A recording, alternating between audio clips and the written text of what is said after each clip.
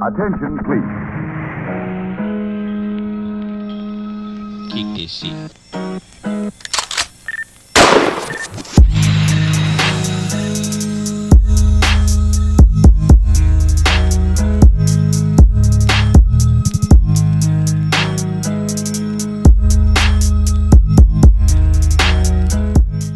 Salut les complotards, moi c'est Babar Ouais. et donc on se retrouve aujourd'hui pour une nouvelle vidéo hors série, hein. C'est pour ça que ça sort pas toutes les 2 semaines mais qu'il y a une vidéo qui sort là toutes les semaines, qui sont beaucoup moins travaillées, mais ça va être surtout pour pousser un coup de gueule contre tous les médias alternatifs qui en ce moment, comme par hasard, ils vous disent tous que leur vie est en danger et ils vous demandent de l'argent.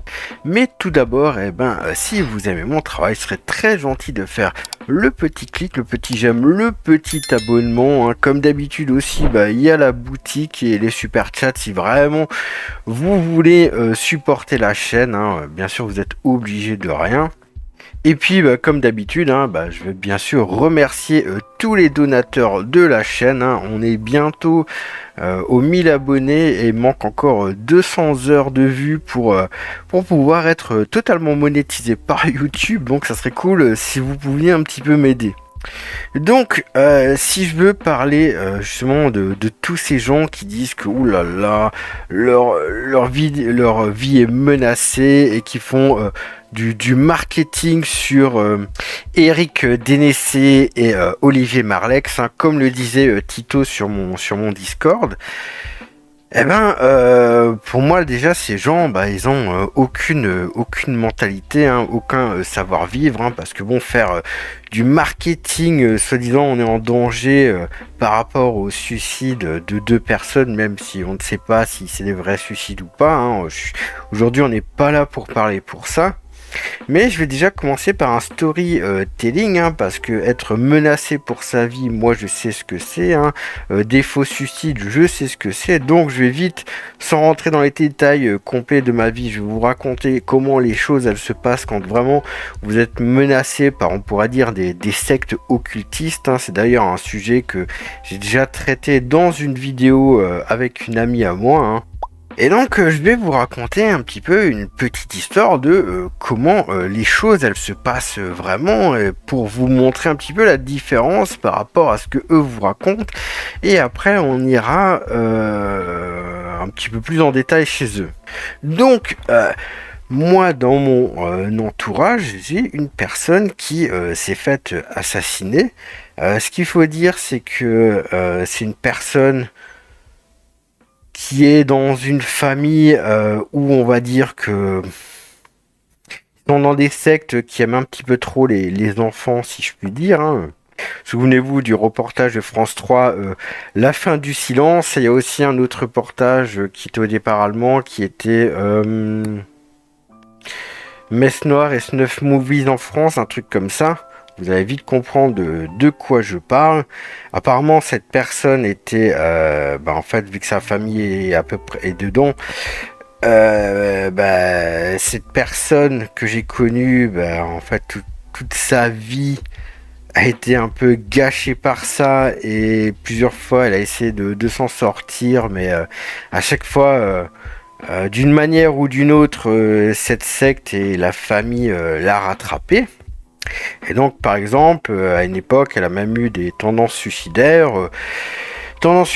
où je lui ai sauvé plusieurs fois la vie. Et puis, moi au départ, je ne savais pas ce qu'il en était de sa famille, hein, parce que quand vous rencontrez des personnes, elles vont pas vous dire « Oh là, tu sais, ma famille, ils sont en telle secte et ils font telle chose, tu vois ». Et ça a été bien plus tard, et au bout d'un moment, j'ai vu que sa vie était réellement menacée. Je voyais que on essayait de tout faire pour la pousser au suicide. Et donc moi je suis allé partout où j'ai pu, hein. J'ai fait toutes les autorités disponibles, toutes les personnes administratives qui connaissaient cette personne, partout, j'ai prévenu. Et ça m'a pris un temps phénoménal, une énergie phénoménale. Et grosso modo, tout ce qu'on me disait, c'est que grosso modo, j'étais un fou. Et puis bon, fallait que j'aille à l'asile. Sauf que en fait, cette personne, finalement, elle s'est faite assassiner. Et pas un jour très précis en plus. Mais je dirais pas ici. Parce que sinon, je donnerais trop d'infos et j'ai pas envie qu'on remonte tout ça dans ma vie, d'accord ? Et le lendemain, je suis allé directement à la gendarmerie qui s'occupait de cette affaire. Hein. J'y suis allé de moi-même. Et la première chose que j'ai vue, c'est que la personne que je soupçonne le plus d'avoir orchestré le meurtre, je parle pas de l'avoir réalisé, hein, je parle de l'avoir orchestré, de l'avoir pensé et compagnie. Et j'ai vu cette personne rapporter le téléphone portable de la personne assassinée. Et ensuite, moi, on m'a conduit dans un bureau avec 2 gendarmes et j'ai fait 4 heures d'audition de moi-même. Ils sont pas venus me chercher ou quoi que ce soit. Et finalement, ces gendarmes-là, ils ont... En plus, j'ai oublié, je leur ai ramené un dossier de 200 pages sur tout ce qui se passait. Et finalement, ces gendarmes, ils ont dit, finalement, c'est un suicide. Alors, pour vous donner un petit peu la scène du crime, la victime a été trouvée à plat dos sur son lit avec une corde au cou attachée au barreau de son lit. Donc, se pendre de cette manière, c'est quand même plutôt compliqué. Sachant qu'en plus, jusqu'à présent, cette personne, quand elle avait fait des tentatives de suicide, qui commençaient quand même à dater d'un certain moment, c'était toujours médicamenteuse. Mais non, on va dire que c'est un suicide. Hein. Surtout que, de ce qu'on sait aujourd'hui, la corde qui était autour de son cou n'a pas été utilisée pour l'étrangler. Elle a été étranglée à main nue. Donc, moi aussi, pareil, le médecin légiste, on pourrait se demander comment est-ce qu'il a pu conclure un suicide par pendaison avec une corde alors qu'elle a été étranglée avec des mains. Je dis ça, je dis rien.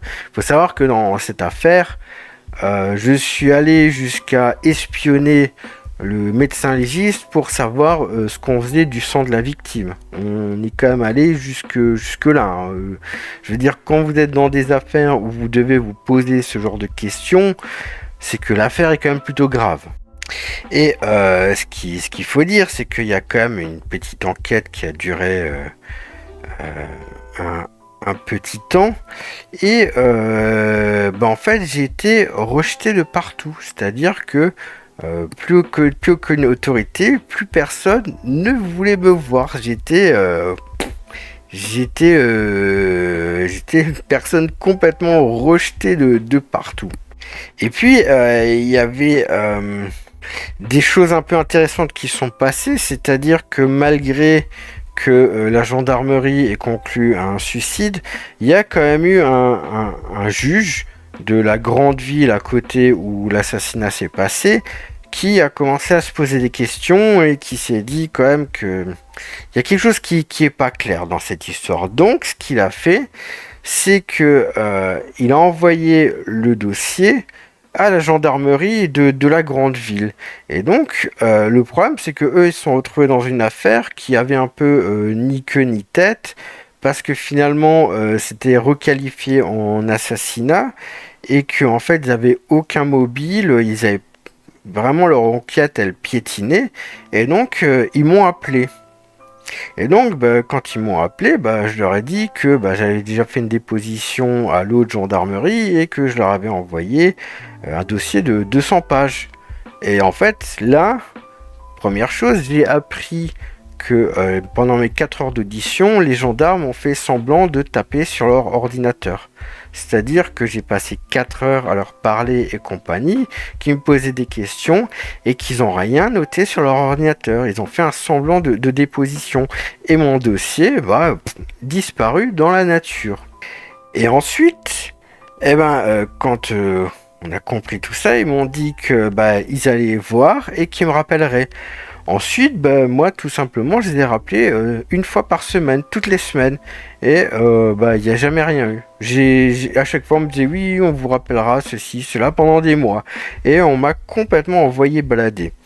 Dans le même temps, parce qu'il s'est aussi passé quelque chose dont on parlera après, j'ai déposé plainte auprès de l'IGGN, qui est comme l'IGPN, c'est-à-dire la police des polices, mais pour la gendarmerie. Et j'ai aussi porté plainte auprès de l'IGPN pour non-assistance à personne en danger, parce que bien sûr, j'avais fait des dépositions à la police avant que l'assassinat arrive. Et donc, j'estime que la police n'a pas rempli sa fonction. Actuellement, au jour d'aujourd'hui, plein d'années après, je n'ai toujours pas eu de nouvelles de ces deux plaintes. Enfin, il y en a même trois. Bref. Ce qui a aussi été plutôt étonnant par la suite, c'est que dans le journal, les gendarmes, dont d'ailleurs les premiers gendarmes de là où j'ai fait la déposition, ils disaient dans le journal qu'ils étaient activement à la recherche du téléphone portable de la victime. Or, ce téléphone portable, moi j'ai vu une personne leur ramener. Et d'un coup, tiens, on l'a jamais. Donc en fait, encore une preuve qui a été perdue dans l'affaire et qui était plutôt important. Ce qui s'est passé aussi ensuite, c'est que j'ai commencé à être complètement harcelé par la police. Dès que je l'ai croisé, j'arrêtais pas de me faire arrêter, de me faire fouiller, de me faire questionner pendant un quart d'heure et compagnie, vraiment de manière agressive et abusée. Même un soir, ils m'ont menacé de m'arrêter pour soi-disant que j'aurais soi-disant jeté une plaquette de shit dans un canal, d'accord. Heureusement que dans ma famille, il y a quelques personnes qui sont plutôt bien placées et quand j'ai commencé à donner le nom de ces personnes de ma famille et de leurs fonctions, les flics ils ont commencé à réfléchir à deux fois. Donc c'est comme ça que je m'en suis sorti. Sauf que très peu de temps après, la police est venue chez moi et a volé ma voiture. Oui, je suis sérieux, la police a vraiment volé ma voiture. J'en ai déjà parlé peut-être. J'ai vu si c'était dans la vidéo sur Villebrequin ou sur le vendeur automobile. Mais grosso modo, ils sont venus chez moi quand j'étais pas là. Ils ont ramené la fourrière, ils ont embarqué ma bagnole et j'ai jamais revu ma bagnole. Je n'ai jamais revu ma voiture. Ma voiture n'est jamais arrivée à la fourrière et il m'a été impossible de la récupérer. C'est-à-dire que même quand c'est arrivé, c'est une voisine qui m'a dit que la police avait embarqué ma bagnole. Donc première chose, j'appelle la police municipale. Ils me disent non, on a embarqué une Clio, machin chose, mais pas de Ford Fiesta.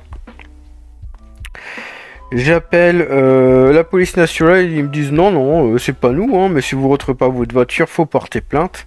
Alors que finalement, maintenant j'ai les preuves que c'est eux qui l'ont enlevé. Et j'ai appelé la gendarmerie, celle qui s'occupait justement de l'affaire d'assassinat maintenant. Ils me disent non, nous on est dans cette ville, mais on s'occupe pas de cette ville, on s'occupe autour de la ville. Ok. Donc j'ai écrit à la justice, j'ai commencé à faire toute une plainte et compagnie. J'ai réussi à récupérer un procès verbal du policier qui avait déjà mal orthographié mon nom et mal orthographié mon prénom. Et il avait dit qu'il m'avait laissé un mot dans la boîte aux lettres. Alors déjà, ça veut rien dire du tout parce qu'il n'y a qu'un huissier qui peut te laisser un mot dans la boîte aux lettres et où tu peux pas dire que tu l'as pas reçu. Un flic qui te met un mot dans la boîte aux lettres, ça compte pour rien. Et il a dit que dans ce mot, il m'avait écrit que grosso modo, en fait, soit je déplaçais ma voiture.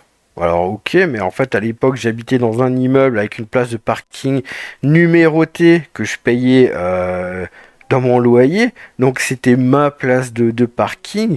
Donc j'ai envie de te dire, si je la déplace forcément, je vais la remettre chez moi parce que ce qu'il faut savoir aussi à l'époque, c'est qu'à cause d'un gros excès de vitesse, j'avais eu une suspension de 6 mois de permis, un truc comme ça. Donc ça faisait quelques semaines qu'elle traînait. Et Et donc, voilà, même si j'avais fait déplacer par quelqu'un d'autre, forcément, je te la remets chez toi, hein. Il m'avait dit que sinon, il fallait que je l'appelle. Pourquoi est-ce que j'aurais appelé? Je suis chez moi, hein, j'ai aucune raison de l'appeler. Ou bien il fallait que je fasse les démarches avec mon bailleur, sauf que mon bailleur, je suis chez moi, donc il n'y a eu aucun problème. Parce qu'après, on verra qu'il y a eu quelque chose un petit peu quand même avec le bailleur.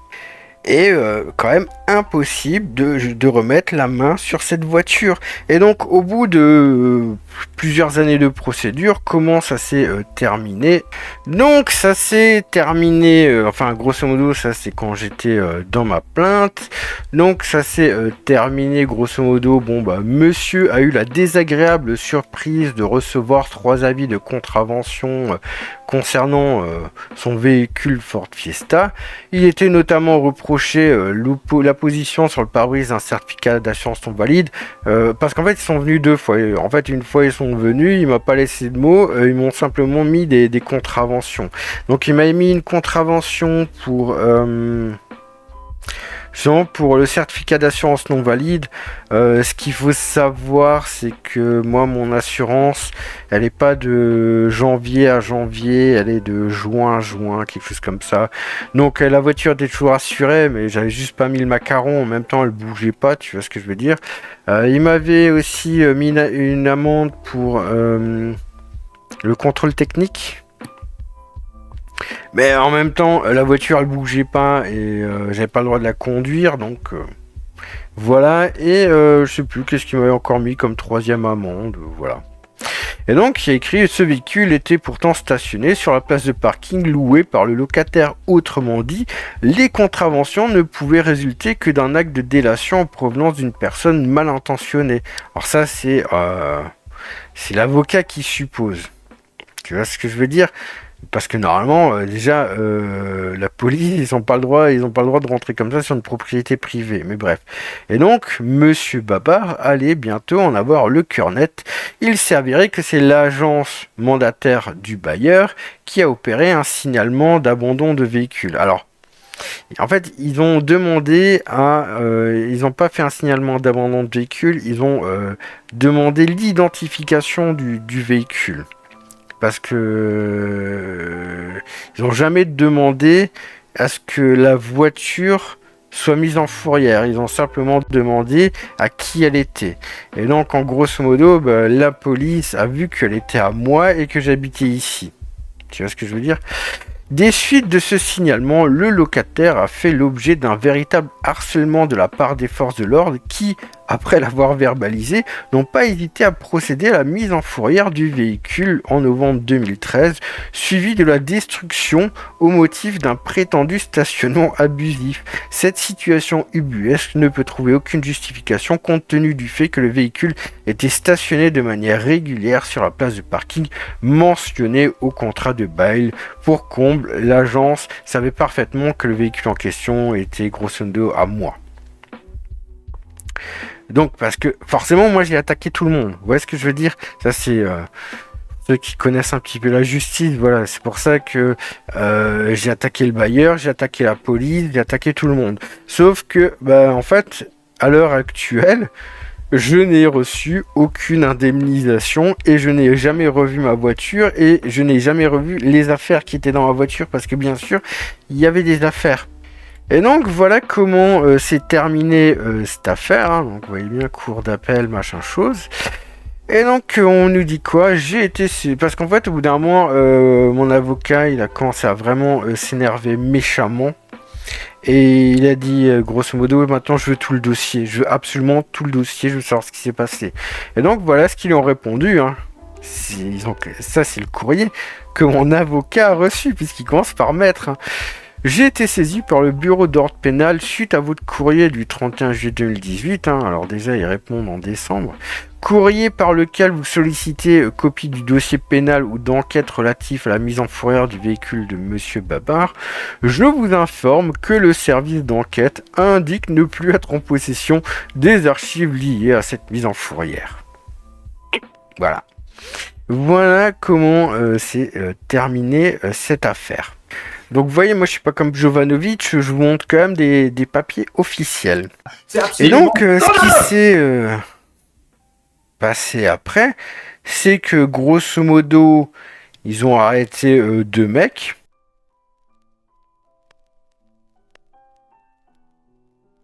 Alors, il est tout à fait possible que les deux mecs soient les exécutants de l'assassinat, mais il n'y a toujours pas de... Même à l'heure actuelle, il y a une condamnation et tout, mais il n'y a eu aucun mobile, hein. Je veux dire, c'est toujours un what the fuck. Et le pire dans cette affaire, c'est que j'ai des gens qui étaient proches de la victime, qui étaient pas tout à fait de sa famille, et qui, soi-disant, étaient contre sa famille. Et ces gens qui sont venus vers moi le jour de l'enterrement,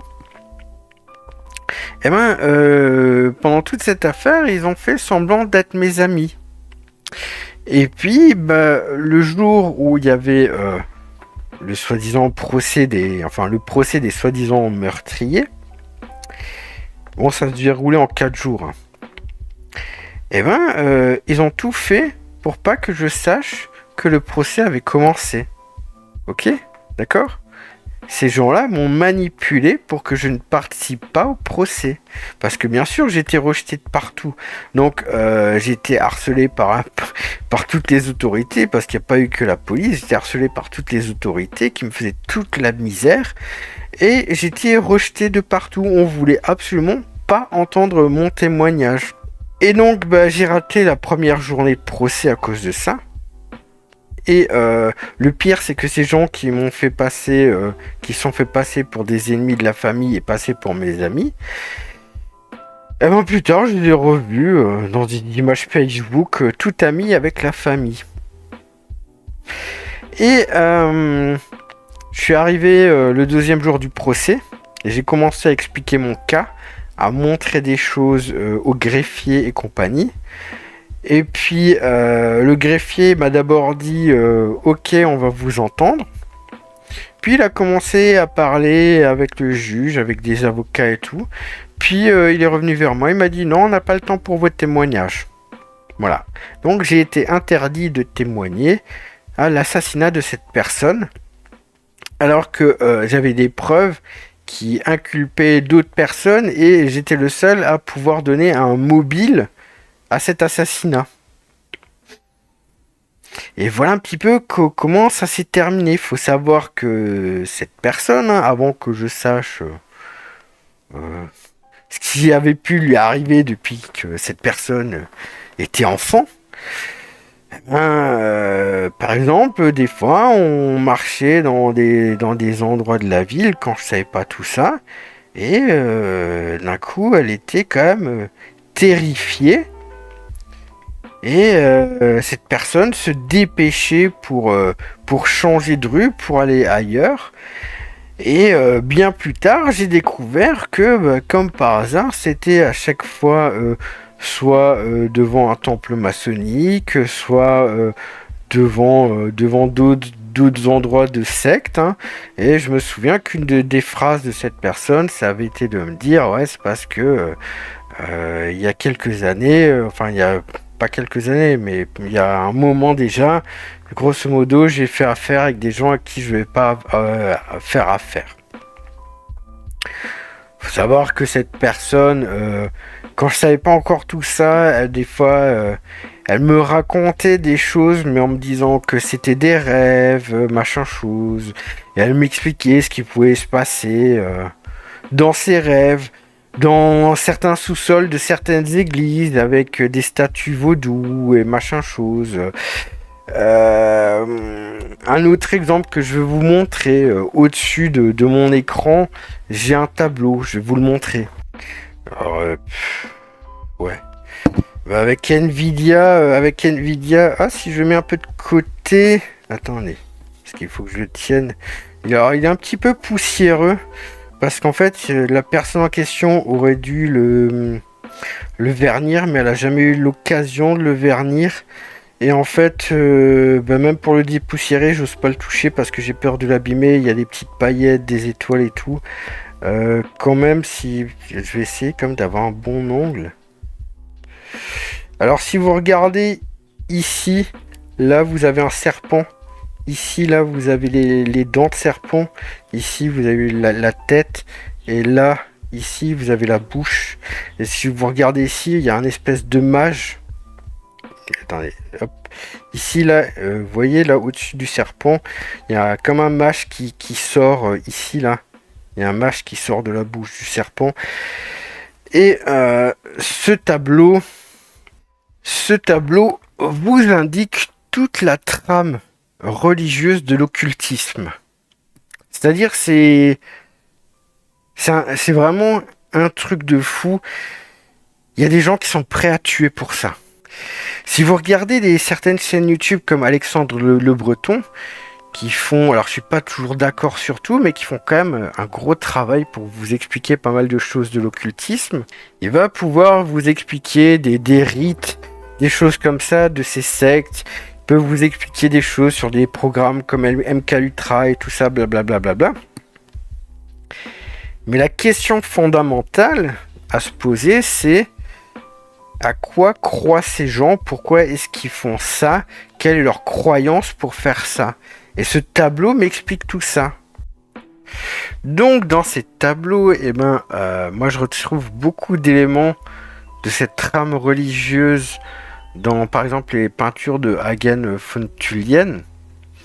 Et si on va voir qui est ce personnage, on vous dit que c'est un occultiste qui a 40 ans de pratique religieuse et magique de ce truc-là, que c'est une figure clé du pacte magique des Illuminés de Thanateros, qu'il a été le chef de l'Allemagne, qu'il c'est un maître initié de la Fraternitas Saturni, etc. Donc vous avez très vite compris du genre de personnage très sympa qui est ce Hagen von Tullien.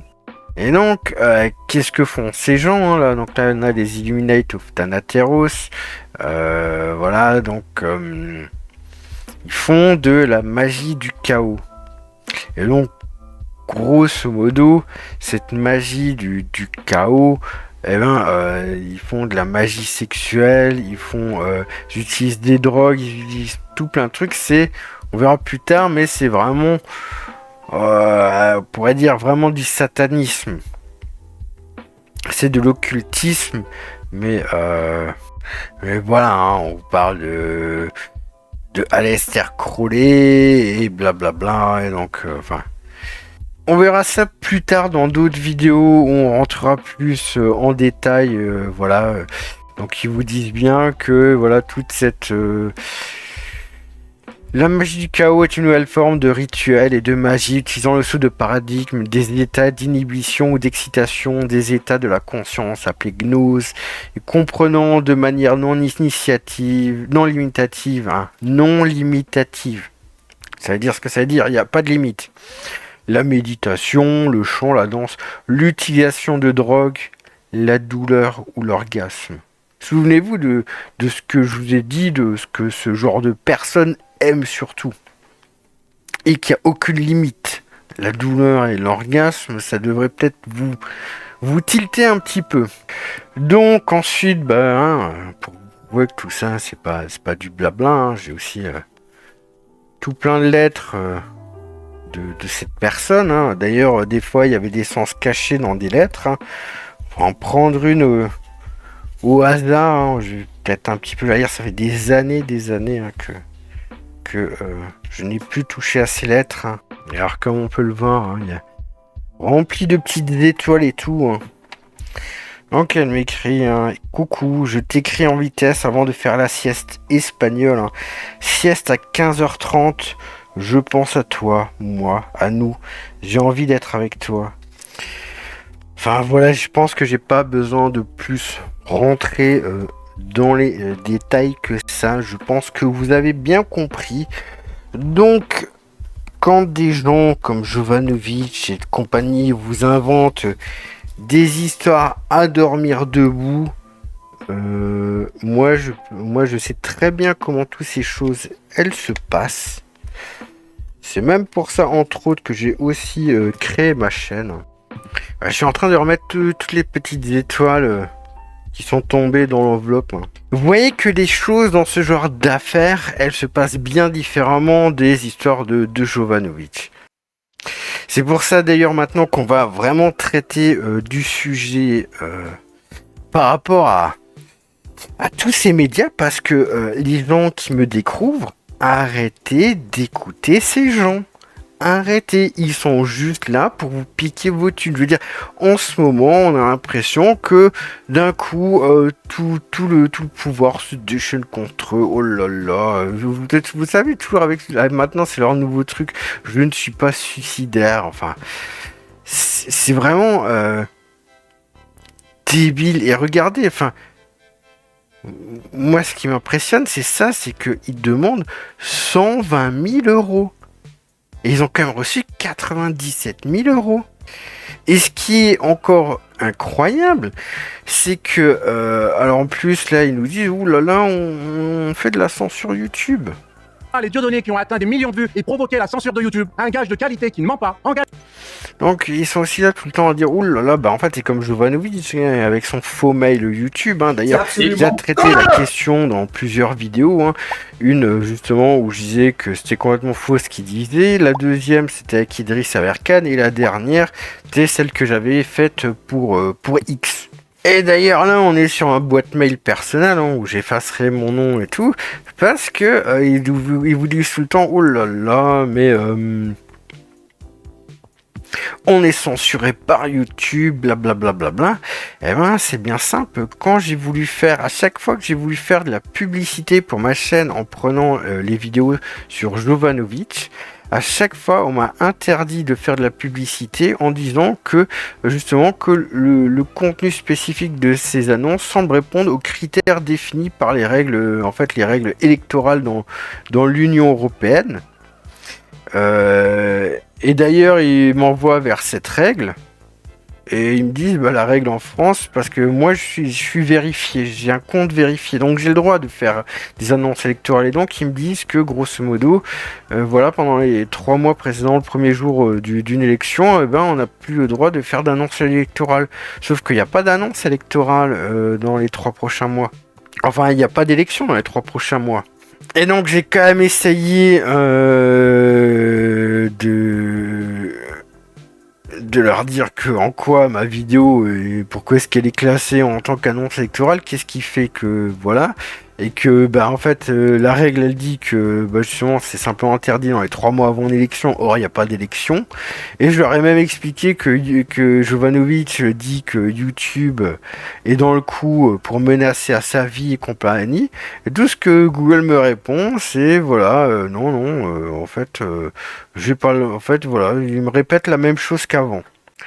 Donc tous ces gens qui disent oh là là on est censuré par YouTube, c'est du bullshit complet. On peut même dire à YouTube que les mecs ils disent sur la plateforme que YouTube est dans le coup pour les faire interner de force à Sainte-Anne. Non, et pour intenter à sa vie, non, YouTube en a rien à foutre. Et après ils vous disent oh là on est censuré. Ça vous montre déjà que bah, les histoires de Jovanovic, c'est complètement du bidon.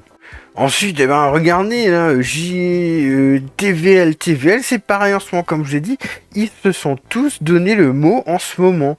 Voilà, J-4 pour boucler notre budget, il nous manque 55 000 euros.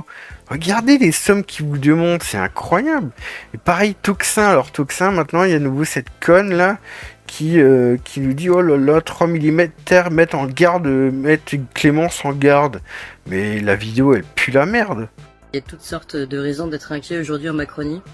Moi-même on est venu me voir, j'ai eu 3 militaires qui sont venus me voir en 1 semaine et demie pour me dire de faire attention. J'espère que ce ne sont que des bons conseils. Mais en tout cas, sachez que nous, on va pas s'arrêter comme ça. Toxin va continuer plus fort que jamais. Et vraiment, je compte sur vous pour que vous nous aidiez et qu'on continue nos émissions. Toutes nos émissions, celles qui dérangent, celles qui font plaisir, celles qui font rire, celles qui lèvent l'âme. Et voilà, c'est tout le but de Toxin. Et si vous voulez qu'on continue l'année prochaine, bien, c'est vraiment maintenant que ça se joue. Je pense du travail, qui défend vraiment la France, la démocratie, le peuple français. Voilà, on est vraiment là pour ça. Mais là, il faut que vous soyez là pour nous tout de suite, parce que c'est maintenant que ça se joue pour l'année prochaine. Si vous voulez qu'on continue et qu'on continue plus fort, pourquoi pas? Eh bien, c'est vraiment maintenant qu'il faut le faire. Il nous manque 150 soutiens nouveaux en dons réguliers. Si tout le monde donne un tout petit peu, eh bien, ça nous permet vraiment d'avoir une vraie visibilité sur... Blablabla, on s'en fout. Donc moi ça me rappelle la vidéo de Marcel D quand il avait annoncé que Jovanovic, il y avait le JPN pause chez lui, déjà il avait commencé en disant oh je viens juste d'avoir Pierre au téléphone, comme si c'était arrivé alors qu'on avait appris que c'était il y a 2 mois. Et ben là c'est pareil, elle dit oh là là il y a 3 militaires qui me disent de faire attention, et tout de suite ça y va sur les dons, tout de suite, oh, on a besoin de vous, machin chose. Et bien sûr, alors eux, elles disent, oui, il nous faut de nouveau 150 dons, mais il n'y a pas très longtemps, et ben c'est ce qu'ils nous disaient, parce que justement, ils ont dit, oh là là, maintenant, il y avait aussi avec ça TF1, parce que la TF1 est venue les interviewer, et après, ben, forcément, c'est les médias mainstream, donc ils racontent aussi de la merde, et donc, face à TF1, nous devons être 3000 nouveaux soutiens. Ça veut rien dire du tout. Et j'avais regardé, il me semble que c'était 7 euros. Donc en fait, ils demandaient... Attends, c'était ça, hein. Ouais, c'était ça, 7 euros. Donc grosso modo, ils te demandent plus de 20 000 balles. Et puis, c'est pas fini parce qu'il y en a encore d'autres. Là, on a Frontière. Là. Alors Frontière, voilà. Et pareil, à la fin, ils vous disent qu'il leur faut des dons. Donc ça vous lance ici. Alors, ce qui me fait rire, c'est que d'origine, oh tiens, ils vous demandent cash 50 euros de dons. Hein, et donc, pour créer la radio Frontière, il leur faut 100 000 euros. Mais ils se foutent de la gueule de qui, là? Au maximum, il leur faut 1000 balles, 2000. Allez, on va dire, imaginons, ils veulent vraiment être dans des très belles dispositions. Allez, il leur faut un appareil photo là à 2500 balles. Il leur faut quelques micros. Allez, pour moins de 10 000 euros, ils ont un truc de ouf. Non, il leur faut 100 000 euros. Et ce que je comprends pas, c'est que il y a autant de gens qui donnent. Regardez là, 56%. Je veux dire, mais en plus tous ces médias, leurs frontières, ils sont un petit peu différents des médias qu'on a vus avant et ceux qu'on verra aussi après. Mais qu'est-ce que vous apprenez sur tous ces médias? Sur les autres, là, les médias en 442, tout ça, ils vous mentent du matin au soir. Ils vous montrent jamais rien. Et c'est en fait de la discussion de bar. Le média en 442, vous allez, et tout le reste, vous donnez de l'argent à tous ces gens qui en plus vendent des livres, font des vidéos, font des vues YouTube et compagnie, juste pour ensuite écouter des discussions de bar. Vous n'apprenez rien du tout. Dire là dans 2 mois, vous pouvez voir les vidéos qui sont déjà prévues. Je vais vous expliquer des choses sur les impôts que personne ne vous a jamais dit. Je vous ai expliqué comment marchait déjà le budget de l'État, alors que personne ne vous l'a jamais dit. Par exemple sur la dette et compagnie, que c'est un collatéral pour les banques. Je vous ai parlé de l'euro-dollar, il n'y a jamais personne qui vous en a parlé. Je vous ai déjà montré et démontré que vous utilisez, on utilise tous déjà des euros numériques sans le savoir. Personne vous en a parlé. Hein. Et je vais être honnête avec vous, hein, moi, mes dons, depuis que j'ai créé ma chaîne, c'est 400 euros. Alors, je suis pas là en train de dire oui ou là, faut que vous me donniez. Hein. Après, moi, la première chose, ça aimerait déjà arriver aux 1000 abonnés et aux 4000 heures de visionnage pour être monétisé YouTube. Je pense qu'au vu de mon travail, ça les vaut largement. Quand je vois que là, rien que tout ce qu'on voit avant, les gens ont donné, mais tout ce qu'on a vu avant, on doit être à plus de 300 000 euros. Hein. Pourquoi pour rien apprendre. Je veux dire, c'est quoi le travail de ces gens-là? C'est juste de se poser et de parler. Je veux dire, c'est comme, pareil, j'ai pas mis là tout de suite dans la liste, mais Vincent Lapierre. Vincent Lapierre, là, il a 500 ou 600 000 abonnés. Hein. Je sais pas combien il fait de vues par mois, mais il doit faire au moins 1 million de vues par mois. Il demande aussi des dons réguliers ma limite, il est pas autant vindicatif que comme eux, voilà, tu vois, il a pas d'objectif, et on va dire, tu peux quand même voir les trois quarts de sa vidéo si tu payes pas. Et des fois, il fait aussi un peu de pub, donc j'ai envie de te dire, il est un petit peu plus réglo. Mais regardez, le mec, c'est quoi son boulot? Je veux dire, c'est juste une fois par semaine, il sort une après-midi avec son micro où il va dans je sais pas quelle ville. Et pareil, il va juste passer une après-midi avec son micro à interviewer 3-4 blaireaux. C'est tout, je vois pas ce que ça demande de plus comme boulot. Il a un cadreur, il a un monteur, je veux dire, il a juste un petit peu à suivre l'actualité et à poser quelques questions. Et tous ces gens-là, c'est pareil, c'est de la discussion de bar. Je ne sais pas, arrêtez de financer ces gens. Et c'est pas tout. Il y a pareil, alors ça aussi un peu rien à voir avec le Médian 442, quoique Idriss Aberkane, maintenant il invite bien Jean-Pierre Petit, qui est aussi passé sur BTLV. Donc c'est Bob toute la vérité, hein, donc c'est pareil, c'est un truc un peu complotiste. Des fois, au début, il y avait des choses intéressantes, mais maintenant ça pue la merde. Et là, c'est pareil. Ça date d'il y a 7 heures. Il y a 7 heures le mail de ce matin. Et bah voilà, on te demande encore du fric. Je sais pas, ils sont tous donné le mot. Maintenant, comme par hasard, en ce moment, ils sont tous menacés. Et ils ont tous besoin d'argent. Bon, alors lui, il dit pas qu'il est menacé, mais bon, tu m'as compris. Et puis, on va aussi faire GPTV. Alors, GPTV, c'est pareil. C'est la stratégie anti-CBDC. Ils savent même pas que quand tu fais un virement instantané, eh ben, tu utilises déjà des euros numériques. D'ailleurs, justement, on avait aussi parlé du fait que TV Liberté sont en train de pleurer parce qu'ils disent oh là là, on a été censuré par notre banque, blablabla. Alors qu'en fait, ils sont en faillite. Et que, comme par hasard, ils vous disent tous ah oui, il faut se débancariser, blablabla, et ils appliquent même pas leurs propres conseils. Et là, c'est pareil, alors j'ai adressé un mail, j'ai toujours pas reçu, hein, depuis au moins 3 ou 4 heures. Je voulais voir ce que c'était, mais voilà, c'est GPTV, et ils vont sûrement vous vendre un truc de merde. Alors juste une petite aparté par rapport à GPTV. Alors tout d'abord, ce qui serait cool, c'est que vous alliez voir mes 2 vidéos sur la mafia de l'or, hein, donc celle qui s'appelait la mafia de l'or et l'autre où je disais que je tire à balles réelles sur les souverainistes, parce que ça va être très important sur ce qu'on va voir par rapport à GPTV. Alors aussi pareil, je sais pas si ça sera avant cet aparté ou après cet aparté, mais j'ai parlé d'email de YouTube dans cette vidéo et j'ai montré que sans aucun conteste possible que YouTube ne censure absolument pas ces gens-là, hein, c'est plutôt le contraire même. Et donc là, tout de suite, oh là là, ils font tout un truc. Non, YouTube, personne n'est suicidaire chez GPTV. Là, tout de suite, il dit, oh là là, on doit envoyer un email pour s'assurer que personne chez nous n'était suicidaire suite à notre dernière vidéo sur la vague inquiétante de suicide dans les hautes sphères et sans avertissement. Et donc là, on voit l'email, hein, où voilà, forcément, quand tu commences à faire des vidéos comme ça se peut que YouTube t'envoie un mail, hein. Et puis voilà, il y a Team YouTube qui répond, hein, donc il y a quand même 1,9 million d'abonnés, hein, donc c'est le vrai Team YouTube. Et qu'est-ce qu'il lui répond? Bonjour, merci pour votre message pour vous rassurer. Non, il ne s'agit pas d'un avertissement, ce type de message est simplement une vérification de bien-être envoyée automatiquement lorsque certains sujets sensibles comme le suicide sont abordés dans une vidéo. L'objectif est uniquement de s'assurer que tout va bien et de proposer du soutien si nécessaire. Il n'y a aucune sanction liée à ce message. Et donc je pense qu'il n'avait pas prévu que YouTube lui réponde. Il fait ouf, nous voilà rassurés. Et ce qui m'a fait rire, c'est que merde, déjà j'ai fait de la merde.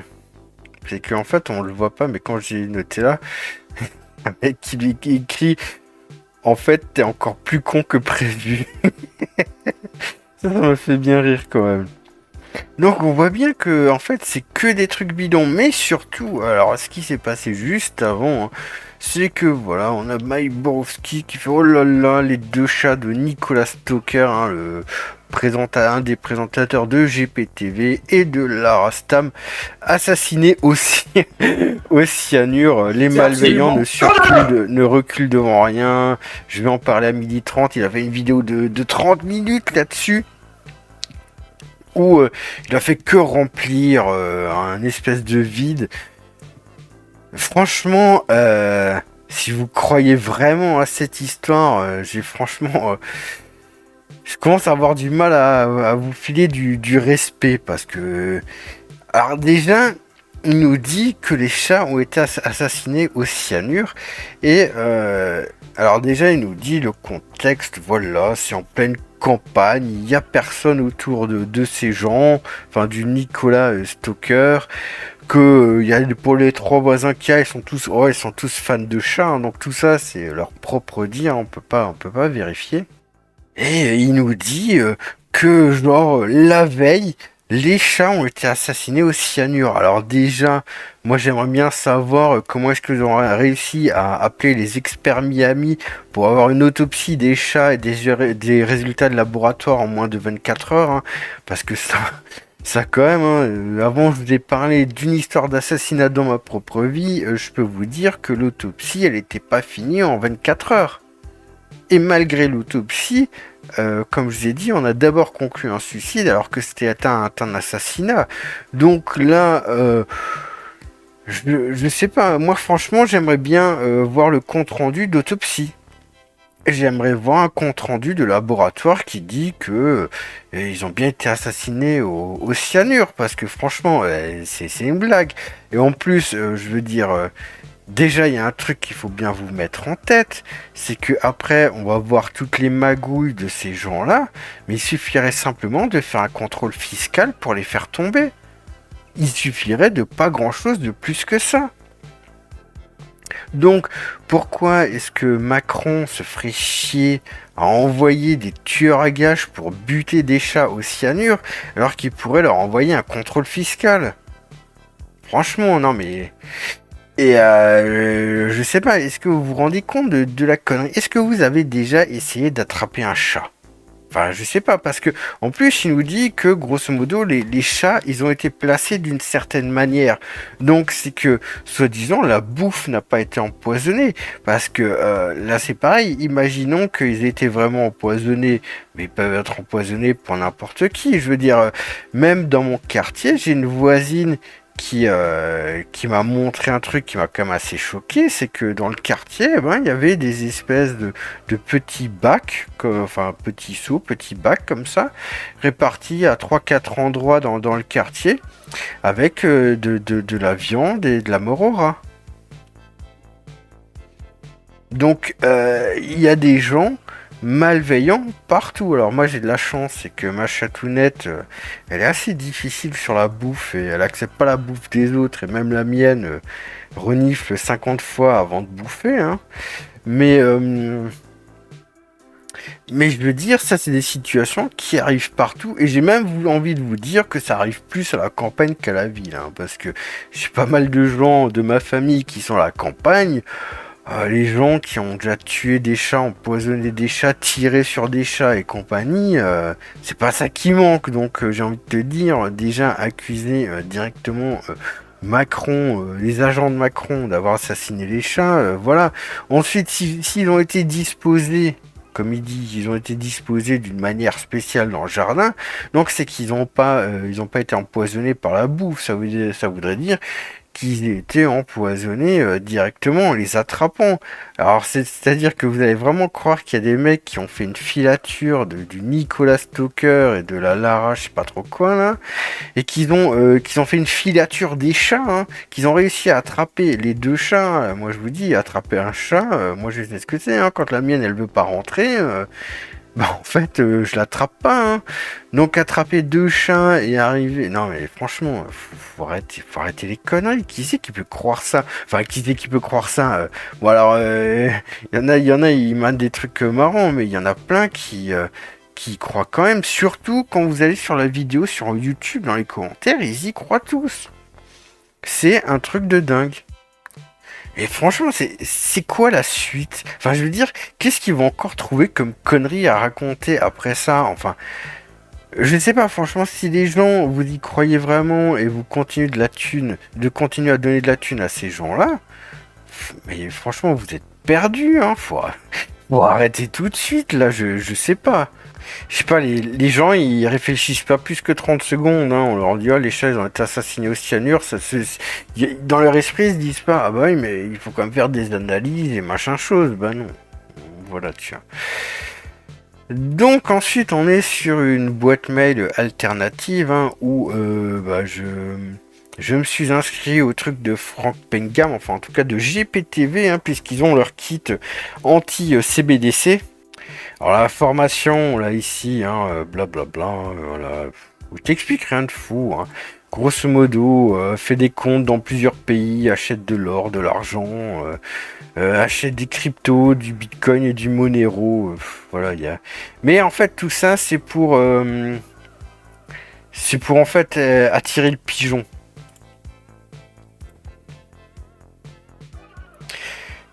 Parce qu'après, voilà, pour aller plus loin, si vous avez plus de 10 000 euros à placer dans des placements multipolaires, alors voilà, tu peux prendre rendez-vous. Alors par exemple, hop, on va prendre là, on va dire à 10h30, suivant. Et en fait, bah là, tout de suite, il faut remplir tout ça. Et en fait,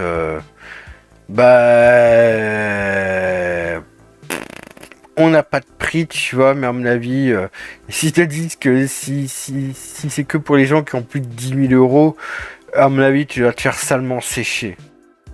Surtout que, tu vois, ils refont les coûts de publication Agora un petit peu, ils t'envoient tout le temps des emails à con là, blablabla, je suis programmé de l'épargne des Français. Donc tu cliques ici, qu'est-ce qu'on fait? T'as un mec, voilà, alors franchement il te parle pendant 10 minutes, ça casse les couilles. Donc voilà, je veux découvrir les stratégies de trucs financiers, blabla. Et donc c'est franchement la présentation, regardez tout ça, c'est exactement la même présentation que publication Agora. Tout ça, exactement, c'est publication Agora. D'ailleurs, je me suis amusé un peu là, j'ai vérifié un peu la chronique Agora et GPTV, ils ont tous les deux leur serveur là où tu peux acheter quelque chose. Tous les deux, c'est sur Amazon. Donc quand je vous dis que c'est très proche, hein, les mêmes trucs, ils vous disent ah oui, on vous donne tout ça, blablabla, stratégie dans les matières agricoles, valeur 97 €. On te dit oh là là, ça vaut 738, mais seulement 37,95 aujourd'hui. Donc déjà, c'est une dark pattern parce que c'est pas seulement aujourd'hui. Hein, j'ai déjà fait hier, c'était pareil. Et là j'ai un autre email, hein, l'UE détruit l'économie européenne pour punir la Russie, bla bla bla bla bla bla bla. Et donc voilà, encore des solutions existantes, hein, donc là on a un autre truc, hein, donc si je prends l'appel avec géopolitique profonde, c'est nouveau le truc où on peut prendre un rendez-vous et machin chose, hein, si on a 10 000 euros, mais si on n'a pas 10 000 euros, et on peut aller ici et là. Oh. C'est de nouveau pareil, c'est la même présentation que Chronique Agora. Oh là là. 2999 €. C'est abusé. C'est absolument scandaleux. Ou alors, si c'est par an, c'est 1000. Alors, eux qui sont tout le temps là, sur les 666. Oh là là. Oh là là, c'est 666. Oh, c'est le diable et tout. Mais ils te font un truc à 1666 € par an. Ça les dérange pas, tu vois. Et simplement pour un an. Et donc, là, on va commencer à aller dans les choses qui fâchent, hein, parce que bon, géopolitique profond, donc je suis allé dans les mentions légales pour voir un petit peu les trucs, et j'ai un mea culpa à faire. Parce que souvenez-vous que Emmanuel Gave, elle nous avait parlé de la Bulgarie, et dans la vidéo justement, je crois que c'est dans la vidéo sur Pierre Jovanovic, la première, où justement je disais mais qu'est-ce que l'on sait tout ça. Bon alors, on va faire un demi mea culpa, vous allez voir pourquoi. Voilà, c'est ce qu'elle disait, je n'en sais rien, toute une branche d'une certaine droite qui vit sur je ne sais trop quel argent, on est d'accord, avec des transferts depuis la Bulgarie, et autres, tous ces gens grenouillent ensemble de concert et travaillent avec des agents identifiés du Kremlin. Donc oui, mais alors là, il faut en dire un peu plus, tu vois. Et donc ils disaient, eux, ils sont financés par la Russie qui blanchit via la Bulgarie, c'est une couverture. Alors c'est vrai qu'il y a des problèmes de blanchiment d'argent avec justement la Bulgarie. Ça c'est un truc qui est connu, mais dire que il y a des agents identifiés du Kremlin et compagnie, et des transferts d'argent depuis la Russie, enfin qui sont financés par la Russie, il faut un petit peu le prouver. Moi je peux pas, tu vois, au bout d'un moment j'arrive à les limites. Et donc elle parlait bien de Mike Borowski, mais on va faire quand même un mea culpa par rapport à ça. Parce que voilà, dans les mentions légales, eh ben, ils disent que justement, la société de géopolitique profonde, c'est ILP Solutions en Bulgarie avec un numéro d'enregistrement et de TVA. Et donc moi j'ai un petit peu cherché, et donc en fait justement on a ILP Solutions qui est relié justement à deux autres sociétés. Et donc les deux autres sociétés, alors c'est déjà Polaris Patrimoine qui est au Luxembourg, je suis pas arrivé à trouver quoi que ce soit dessus. Et l'autre c'est Acturus SLU à Andorre. Donc je veux dire, ils ont une société qui est en Bulgarie, où c'est un pays qui est connu pour du blanchiment d'argent, qui est relié avec deux sociétés, une qui est au Luxembourg, qui est un paradis fiscal, et une autre qui est à Andorre, qui est aussi un paradis fiscal. Donc, au bout d'un moment, il faut quand même un petit peu se poser des questions réellement. Je veux dire, quand ils vous demandent tout cet argent et tout, qu'est-ce qui se passe ensuite? Donc, j'ai continué à chercher. Et donc, justement, je suis arrivé ici avec leur adresse, et c'est plein d'adresses d'avocats, des trucs d'avocats et tout, des sociétés d'avocats. Donc en fait, c'est juste une boîte aux lettres en Bulgarie, leur société. D'ailleurs, on voit les sociétés d'avocats, voilà, Corporate, Global Award Winner, blablabla. Bla, bla, bla. Donc je suis même allé ici, hein, donc on peut voir que voilà, c'est dans une rue toute pourrie. Je suis même allé chercher ici Vapostolov, parce que c'est vraiment à cet endroit-là. Le site Vapostolov ne marche pas, hein. D'ailleurs il y a un vieux bulgare qui répare Saladin, hein. C'est juste devant l'agence. Donc vous voyez, c'est pas un endroit très très terrible, hein. Justement ici on voit que on est le 8 et donc c'est devant le 10. Et vous voyez un petit peu l'état de délabrement là, des trucs, c'est pas un quartier fin. Et donc l'agence c'est ici, c'est un quartier chelou en Bulgarie. Donc on peut absolument pas dire que tout ça c'est très très clair, hein. Et donc ensuite j'ai continué à chercher, hein, puisqu'on a un numéro de TVA. Donc j'ai trouvé le numéro de TVA, j'ai eu le nom de la société en bulgare. Et donc j'ai cherché, donc je suis arrivé ici, hein, un truc qui nous donne des renseignements sur les sociétés en Bulgarie. Et donc en fait il y a trois sociétés, ILT Solutions, ILP Solutions et Baleine Volante. Bien sûr la page est traduite, hein. Donc c'était Flying Walls, mais les Walls, vous savez ce que c'est, les baleines en bourse, hein, c'est ceux qui ont beaucoup d'argent. Donc ILT Solutions, voilà, blablabla, donc il n'y a pas grand chose à dire.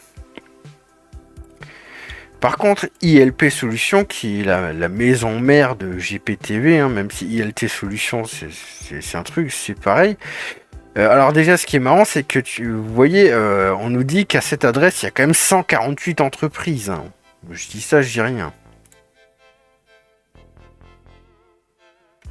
Oui, que des trucs, Cloudmatic, MV Holding, LNL, Luxury, que des sociétés qui ont l'air vraiment des sociétés écran, la con là. Donc vous voyez bien que tout ça c'est très très chelou. Et il y a encore quelque chose de plus chelou, c'est que ILP justement qui est présenté ici, hein.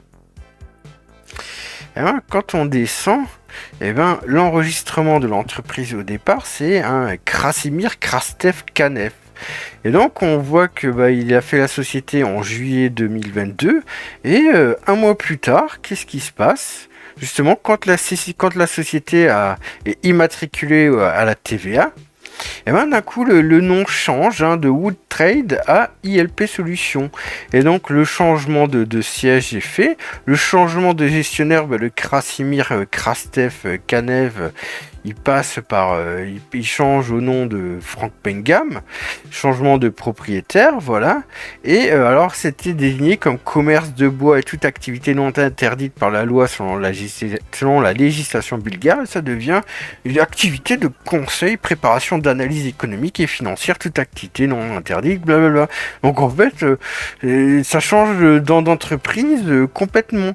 Et quand on commence à cliquer là sur le Krasimir Krastev, et ben on voit participation historique, c'est toujours pareil. Là on voit la durée où il était directeur et propriétaire des parts, 1 mois, 10 mois, donc ah tiens, ITC Solutions aussi, j'avais pas fait gaffe. Donc en fait, ah non, c'est bizarre, Frank Pengam ça s'appelle aussi ITC Solutions, non? Non, ILT Solutions, ok, ouais. Mais grosso modo, cet homme fabrique des sociétés tout le temps, comme vous voyez, et puis il les revend. On va traduire en français. Et puis il les revend juste derrière, genre là, je sais pas, on va prendre ça. Et c'est à chaque fois pareil. Alors j'ai vraiment pris, voilà, service de conseil. Bon là c'était service de conseil et ça devient service de marketing. Là on va prendre le truc de trading. Qu'est-ce que ça fait?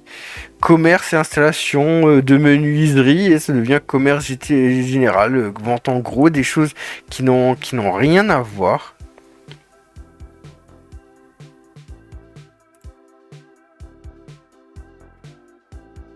Une autre, voilà, construction, transaction immobilière, ça devient développement de logiciels. Vous voyez, quand on rachète une entreprise, en général, on continue la même activité. Là, à chaque fois, vous avez une activité et il y a quelque chose complètement d'autre qui est proposé ensuite. Et en plus, à chaque fois, les sociétés sont revendues à des étrangers. Donc là, pareil, commerce de matériaux et de construction, et ça devient sécurité, protection des objets, des biens, des institutions financières, bancaires, blablabla. Bla, bla, bla. Donc vous voyez, tout ça, ça pue. Tout ça, ça pue. Alors, baleine volante, c'est pareil. Là, c'est pareil, vous descendez. Donc, avant, ça appartenait. Donc là, si vous regardez, bon, c'est un petit peu plus long. C'est-à-dire que, ben voilà, ouverte aussi en juillet 2022, comme l'autre, Maya Georgieva Gzoveda. Et donc, 2 jours après, il y a l'immatriculation. Par contre, l'entreprise est revendue que plus d'1 an après. Ok. Et pareil, c'était quoi? Changement d'activité, donc c'est pareil, changement de siège, changement de gestionnaire, changement de propriétaire et changement d'activité commerciale. Un peu comme par hasard, c'était fabrication de meubles, comme on a déjà vu avant, et ça devient développement de logiciels et toute activité non interdite, blablabla. Donc quand on va voir la Georgia machin chose, et ben c'est pareil que l'autre, elle fait des entreprises qu'elle revend. Là c'est un Belge, et donc là c'est exactement pareil, aménagement intérieur et tout ça, et d'un coup ça devient service de consultation, service informatique et blablabla. Société d'investissement, un mec à Taïwan. Donc là c'est nouveau pareil, fabrication de meubles de nouveau, et ça devient activité de conseil d'investissement. Donc je veux dire, tout ça ça montre que il y a un problème. Il y a quelque chose avec soit du blanchiment d'argent, soit un truc de fiscalité. Il y a quelque chose qui est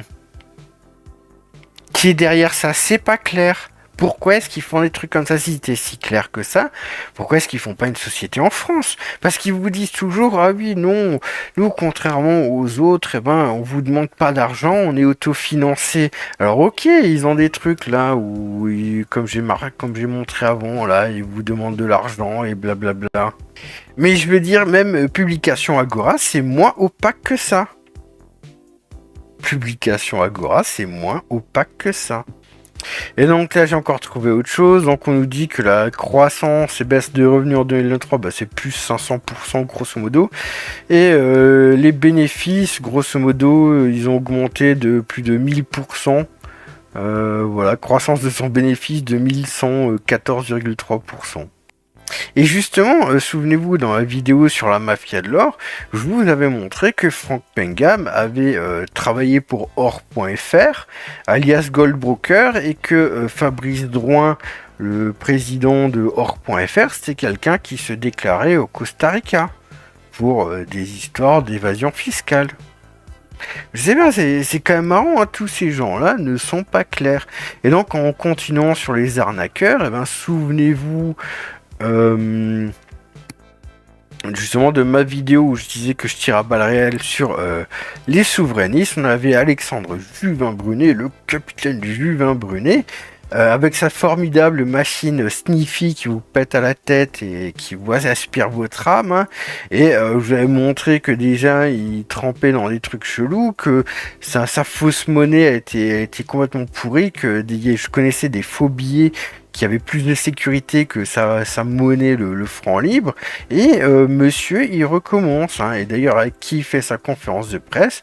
Il fait sa conférence de presse avec GPTV, Mike Borowski et Nicolas Stocker, encore une fois. Et alors, maintenant, il nous fait une crypto-monnaie.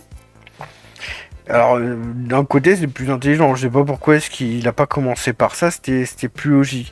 Mais en fait, on sait rien. C'est-à-dire qu'il y a un mec dans le public qui lui a demandé c'était sur quelle blockchain. Il dit non, pour l'instant, on est en train de tout programmer, mais vous comprenez, ça prend des mois. Et il dit là, on va regarder si la chose prend et s'il y en a beaucoup de gens qui veulent investir dans mon FLX, et après on choisira la blockchain et il faudra genre plusieurs mois de préparation. Je suis désolé, mais créer un smart contract, enfin une crypto sur un smart contract, ça peut prendre 5 minutes. Hein. Alors je veux bien que si tu veux faire un peu un smart contract un petit peu plus complexe, ça te prendra plus de temps. Mais de là de dire ça va prendre des mois, mais il se fout de la gueule du monde. Et donc en fait, en plus, pour l'instant, il vous propose ça. On sait même pas quelle blockchain ça va être utilisé. Et je veux dire, qu'ils utilisent la plupart des blockchains, ça restera quand même des blockchains de chez Davos en général. Donc voilà, tu vois. Et alors c'est pareil. Il vous dit, voilà, au départ, un FLX, ça vaudra 1 franc suisse, mais c'est pas un stablecoin. Et en fait, là, il se protège un peu parce que oui, c'est pas un stablecoin. Parce que, en fait, par exemple, il dit que oui, les gens qui sont sentis floués par le franc libre, on va les rembourser en FLX.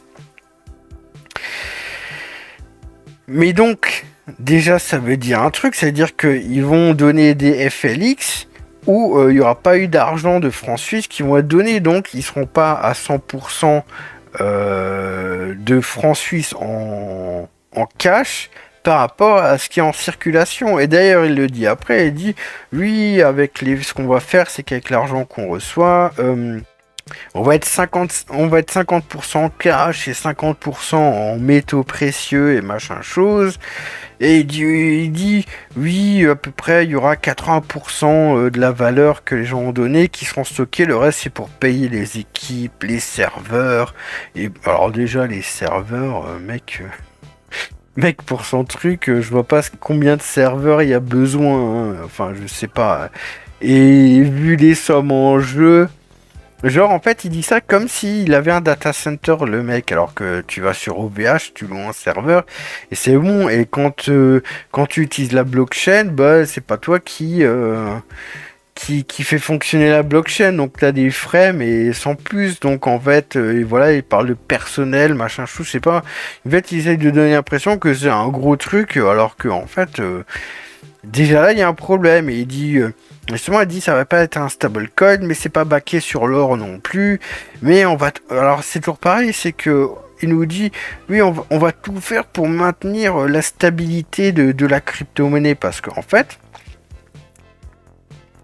là c'est le marché qui va décider de combien vaut cette crypto-monnaie. Donc si ça se trouve, elle peut très bien s'effondrer à 2 centimes un mois après la sortie. Donc Donc il est là à dire oui, voilà, il y a 80% qui sera backé. Ok, même s'il y a 80%, mais si la crypto-monnaie elle perd 20% parce qu'il y a que 80% qui est backé sur du cash et des métaux précieux, bah en fait tout le monde va perdre 20% de son épargne, tous les gens qui vont investir là-dedans. Et si je veux dire demain, comme en 2012, les métaux précieux ils font moins 40%, bah ça veut dire que la partie de 50%, eh ben elle fera moins 40%. Donc ça veut dire que sur l'ensemble du truc, on sera quand même un truc genre moins 20% encore. Donc en fait, et si les gens n'ont plus confiance, ils commencent à revendre et tout leur FLX, la monnaie elle peut partir à la cave. Donc il dit oui, grâce à cette monnaie, on va pouvoir acheter de l'or et c'est pour ça qu'elle va garder sa valeur. Bah non, parce que je vous ai déjà montré qu'il y a des boutiques comme BitGuild qui acceptent aussi les crypto-monnaies. Mais une crypto-monnaie, ils acceptent le Bitcoin il est monté, il a descendu. Je veux dire, ils acceptaient le Bitcoin quand il était à 20 000 $, comme ils l'acceptaient quand il était retombé à 3 000 $. Donc en fait, ça ne veut rien dire du tout. Et en plus, il vous dit, oui, on a créé 1 milliard de FLX.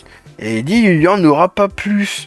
Et il dit, oui, au début, imaginons que, je sais plus ce qu'il nous avait dit, un truc, il y a, je sais plus, il y a 1000 personnes ou 10 000 personnes, là, qui ont chacun 1000 FLX. Ça voudra dire qu'il y aura 10 millions de FLX en circulation, et nous, on garde le reste. Mais alors, pour moi, c'est encore un autre problème, parce que, alors déjà, est-ce qu'on va pouvoir voir exactement... combien de FLX ont été créés au départ? Bah, pas vraiment. Et en plus, rien ne l'empêche de... justement parce qu'il dit oui, on va pouvoir acheter de l'or avec du FLX. Et qui me dit que lui, de côté, il s'est pas mis 30-40 000 FLX et qu'il va acheter pour 30 ou 40 000 francs suisses d'or pour son propre compte? Je veux dire, sur 1 milliard... Il y a de la marge. Rien ne nous dit qu'un jour, ils mettent pas le reste en circulation parce que ça l'arrangera d'une manière ou d'une autre. Et alors il dit oui. Et en plus, je veux dire, il y a un truc qui est pas logique. C'est que, en plus, dans ses explications, parce qu'il y avait un mec qui lui demandait ouais, mais le problème c'est que si vous mettez des FLX en circulation et que quelqu'un prend plus de 51% des parts, eh ben, il pourrait prendre le contrôle de la crypto. Et là, Julien Brunet lui répond en lui disant non, au maximum, il y aura que 30% qui sera décentralisé. Ça veut dire que, en fait, il fait 1 milliard de FLX, mais il en mettra jamais en circulation plus de 300 millions. Je veux dire... une crypto-monnaie qui est aussi peu décentralisée, ça pue pareil. Il vous dit oui, il faut une carte d'identité et tout pour créer son compte, pour être dans les clous et tout. Il faut un KYC. Et après, il vous dit oui, mais les transactions seront anonymes. Mais il se fout de la gueule de qui? Les transactions, elles seront anonymes de rien du tout. En plus, il y a un KYC, je veux dire... Alors il dit oui, on a dû faire un choix. En fait, le mec est en train de vous mener en bateau. Son projet, il est vide. Il n'y a pas de blockchain. Il vous sort un chiffre de 1 milliard qui sort de son chapeau. Il vous dit oui, on va vendre ça pour 1 franc suisse, le FLX. Mais ensuite, grosso modo, on fera tout faire pour garder une stabilité de la monnaie. Mais c'est pas un stablecoin parce que pour l'instant, on peut pas être un stablecoin. Ça ne repose sur rien. Et le pire, c'est que même, imaginons, il ferait un stablecoin sur le franc suisse. Mais le problème, c'est qu'à l'heure actuelle, les taux d'intérêt, par exemple, 2 ans de la dette suisse, parce que justement, Hardisk, il avait sorti une vidéo où il parlait des euros numériques, il disait c'est un échec. Il disait, oui, mais en fait, l'Europe devrait plutôt faire des stablecoins, parce qu'en fait, en vrai, ils achètent de la dette et c'est des machines à cash, parce que justement, quand on leur donne de l'argent, derrière, eux, ils achètent de la dette et ils se rémunèrent grâce au taux d'intérêt. Alors oui, quand c'est aux États-Unis que tu as un taux d'intérêt de 4-5%, oui, c'est sympa. Mais le problème, problème, et on verra dans une autre vidéo que je ferai sur le stablecoin, c'est que cette méthode, elle marche pas avec le franc suisse, puisque par exemple le 2 ans de la dette suisse est à, attendez, ouais, par exemple le 2 ans suisse est à moins 0,05, donc il est à taux négatif le 2 ans. Donc, je veux dire, dans ce cas-là, si vous faites un stablecoin sur le franc suisse, même à 0,42%, vous êtes mort. Donc c'est pour ça qu'il peut pas faire de stablecoin sur le franc suisse, parce qu'il de toute façon il est mort. Donc il fait son gloubi-boulga là, la con. Et en fait vous allez vous faire rect. Hein. Et d'ailleurs moi ce qui m'impressionne, alors ça aussi c'est marrant, alors il vous dit voilà ça sort dans 24 jours, blablabla, vous dit oh là paix, prospérité, et il montre cette belle pièce d'or dont on verra un petit peu derrière ce que c'est. Vous marque conception, hébergement, maintenance. Alors, en fait, tu peux même pas cliquer, il n'y a rien qui t'explique, il t'explique pas grand chose, hein, il te dit juste que voilà, une protection permettant à ses détenteurs d'accéder aux services de transactions d'or et d'argent offerts par son entreprise et maîtrise la FFL financière, blablabla. Mais en fait, ça veut rien dire du tout. En fait, c'est pas baqué sur l'or et machin chose. Ils vous disent juste, tu peux acheter de l'or avec. Ouais, mais je peux aussi acheter de l'or sur BitGuild. Hein. Sur BitGuild, je peux acheter avec plein de crypto-monnaies, dont du Bitcoin qui est plus sûr. Donc, accès à tous les professionnels du secteur alimentaire, possibilité d'échange entre tous les membres de l'écosystème. Ouais, je veux dire, ça fait rien de plus qu'une crypto normale. Cartographie dynamique des points de vente. Ouais. On s'en fout complètement, hein. Je veux dire... Et c'est ça ce qui est marrant. Une monnaie numérique centralisée. Donc, et après, il va vous faire la guerre aux euros numériques. En fait, il fait comme des euros numériques, mais sauf que là, c'est lui qui est le patron, en fait. Et... Limite, j'ai plus confiance en la BCE qu'en lui, hein. Et voilà, il vous montre cette petite pièce. Et moi, ce qui m'étonne, c'est prévision d'investissement 2 131 380 FLX, hein, c'est-à-dire 2 500 000 euros. Alors après, le truc, c'est êtes-vous intéressé? Et donc, tu lui mets un adresse email et une prévision d'investissement. Et après tu envoies. Alors est-ce qu'ils font les vérifications? Je sais pas. Je sais même pas s'ils peuvent. Je sais même pas s'ils vérifient quelque chose. C'est quoi, on va tester là? Allez, moi je mets 60 millions les gars. On va lui mettre. Oui, moi je mets 60 millions. Allez.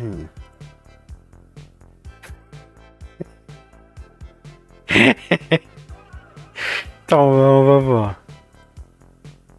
Non, ça n'a pas pris en compte. Pour l'instant, on verra peut-être à la fin de la vidéo, ça me ferait trop rire. Et donc ensuite, je suis allé voir justement, parce que justement, regardez, c'est ici qui est conférence de presse avec JPTV. Je suis allé voir son truc là, foncière financière. Et donc on arrive ici, sa truc foncière financière, blablabla. Et voilà, il vous met de nouveau cette pièce là, le réservez votre Archange 2025, édité à seulement 1000 exemplaires, et prime réduite de 50%, blablabla.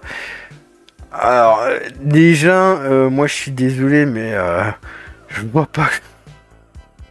Alors ok, il vous met l'ange avec un soleil. Est-ce que ça serait pas Satan par exemple? Moi je dis ça, je dis rien. Hein. Et puis bon alors pourrait vous dire oui c'est le symbole de la France, mais je suis désolé c'est aussi un cube de Métatron, hein, ce qui est toujours aussi maçonnique avec la petite balance et compagnie. Hein. Moi franchement avec le 777 pour appeler Jovanovic ou quoi. C'est absolument scandaleux. Enfin, vraiment, voilà. Et donc, ils disent, voilà, tirage à 1000 exemplaires, livraison le 29 septembre 2025. Hein. Et donc, justement, c'est édité par eux. Hein. Alors, quel est l'intérêt? Je ne sais pas.